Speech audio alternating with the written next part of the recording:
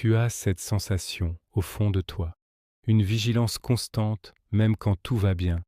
Tu te sens en décalage, un peu trop sensible, un peu trop intense pour les autres.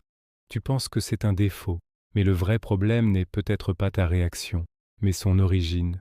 Parfois, tu es au milieu d'une conversation simple, un dîner entre amis. Tout le monde rit, l'ambiance est légère, mais toi, tu sens une tension monter. Tu analyses chaque silence, chaque regard. Tu te demandes si tu as dit quelque chose de déplacé. Ta poitrine se serre et tu te déconnectes un instant, comme si tu regardais la scène de très loin. D'autres fois, tu reçois un compliment sincère au travail. Ton chef te dit « excellent travail ». Au lieu de ressentir de la fierté, une vague d'angoisse te submerge. Tu penses immédiatement « il va attendre plus de moi la prochaine fois, je vais le décevoir ». La joie est immédiatement remplacée par la peur de l'échec. Ces moments ne sont pas des hasards. Ce sont les échos d'un câblage cérébral forgé très tôt, quand l'amour et la sécurité n'étaient pas toujours synonymes. Un mécanisme invisible est à l'œuvre, et il te pousse à voir le danger là où il n'y en a pas. Cette vigilance, cette anxiété, ce n'est pas un choix, c'est une stratégie de survie devenue automatique. Pour comprendre ce mécanisme, il faut remonter à la construction de ton cerveau. En neurosciences affectives, on parle de sécurité de l'attachement. Quand un enfant grandit avec des parents disponibles et cohérents, son cerveau apprend une leçon fondamentale. Le monde est un endroit sûr. L'amour est fiable. Son système nerveux se régule naturellement. Mais quand l'amour est imprévisible, quand un parent est parfois chaleureux, parfois distant ou en colère, le cerveau de l'enfant ne peut pas se reposer. Il entre en mode hypervigilance. C'est le concept du cerveau prédictif. Pour survivre, il doit constamment anticiper le prochain changement d'humeur, la prochaine menace émotionnelle. Il apprend que l'amour est dangereux. Cette anticipation devient une seconde nature, un programme de fond qui continue de tourner des décennies plus tard, même quand le danger a disparu.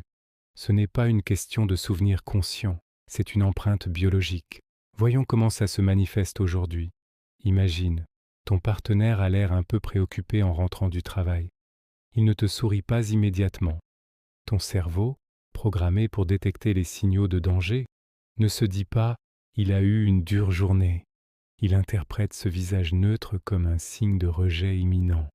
J'ai fait quelque chose de mal. Il va me quitter. La panique monte et tu réagis de manière disproportionnée, créant une tension qui n'existait pas. Autre exemple, tu dois prendre une décision simple comme choisir un restaurant, mais tu te sens paralysé. Chaque option semble comporter un risque caché. Et si les autres n'aiment pas? Et si c'est trop cher? Cette peur de faire le mauvais choix n'est pas liée au restaurant. C'est la peur internalisée des conséquences imprévisibles, héritées de ton enfance. Enfin, pense à la solitude. Tu peux être entouré d'amis, mais te sentir profondément seul. C'est parce que ton système nerveux reste en alerte, incapable de se sentir vraiment en sécurité et de baisser la garde. Tu es physiquement présent, mais émotionnellement, tu es encore sur le qui-vive, incapable de créer une connexion authentique et apaisée. Ce qui est fascinant, c'est que ce mécanisme n'est pas une faiblesse. C'est une adaptation brillante.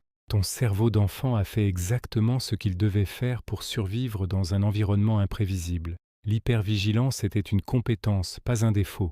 Le neuroscientifique Antonio Damasio a montré que nos émotions sont des marqueurs somatiques, des signaux corporels qui guident nos décisions bien avant notre pensée consciente. Ton corps a appris à marquer les relations humaines comme potentiellement dangereuses. Le problème, c'est que ce logiciel de survie, si utile à l'époque, est aujourd'hui obsolète. Il tourne en boucle dans un contexte où la menace n'existe plus. La tension que tu ressens n'est pas le signe que quelque chose ne va pas maintenant. C'est la mémoire de ton corps qui te rappelle que, par le passé, le manque de sécurité était une menace réelle. Le renversement de perspective est là. Tu n'es pas cassé ou trop sensible. Tu es un survivant expert dont le système d'alarme est resté bloqué sur « on ». Alors, comment rééduquer ce système d'alarme? Il ne s'agit pas de le combattre, mais de le rassurer. Première piste, la micro-sécurisation. Quand tu sens la panique monter, ancre-toi dans le présent physique. Touche la texture de ton vêtement. Sens tes pieds sur le sol. Dis-toi à voix basse, ici et maintenant je suis en sécurité. Tu ne nies pas l'émotion, tu informes ton corps que la menace passée n'est pas la réalité présente. Deuxièmement, nomme l'émotion sans la juger. Au lieu de « je suis angoissé, c'est ridicule », essaie « je ressens de la peur ». Mon cerveau essaie de me protéger. Merci, mais je gère. C'est le principe de la différenciation. Tu n'es pas ton émotion, tu es celui qui l'observe. Troisièmement, cherche les preuves de sécurité, même les plus petites. Ton ami t'a envoyé un message. Ton partenaire t'a préparé un café. Ton cerveau est programmé pour voir la menace. Tu dois consciemment lui montrer les signaux de sécurité. Il ne s'agit pas de pensées positives, mais d'un entraînement cognitif pour rééquilibrer la balance de la perception. Au final, cette vigilance constante, ce sentiment d'être en décalage, n'était pas un signe de faiblesse. C'était la preuve d'une intelligence adaptative remarquable. Ton cerveau n'a pas été construit pour le bonheur, mais pour la survie. Il a parfaitement rempli sa mission. Le défi n'est plus de survivre, mais d'apprendre à vivre. De convaincre cette partie de toi, si longtemps sur ses gardes, qu'elle peut enfin déposer les armes. Comprendre cela ne fait pas disparaître les cicatrices, mais ça change tout. Tu n'es plus la victime d'un système défaillant. Tu es le gardien d'un mécanisme de protection incroyablement puissant que tu peux apprendre, doucement, à apaiser. La sécurité que tu n'as pas reçue, tu peux commencer à te la construire, de l'intérieur. Et c'est là que se trouve le vrai chemin vers la paix. Merci d'avoir écouté. Prends soin de toi et à bientôt.